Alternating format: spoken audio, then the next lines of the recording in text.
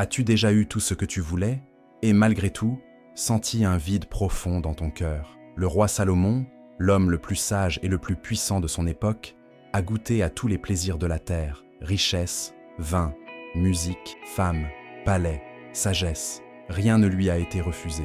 Et pourtant, à la fin de sa quête, il a levé les yeux vers le ciel et tout est de vanité.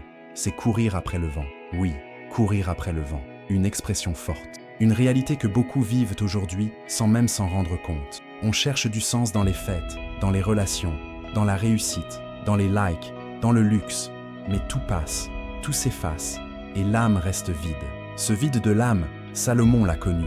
Et il a compris une chose, aucun plaisir du monde ne remplit un cœur qui s'est éloigné de Dieu. Tu sais, ce n'est pas une question de religion, c'est une question d'éternité. Parce que ce que tu ressens quand tu poses la tête sur l'oreiller et que tu entends ce silence, c'est ton âme qui te parle. Et elle crie pour retourner vers celui qui l'a créée. Salomon a crié aussi.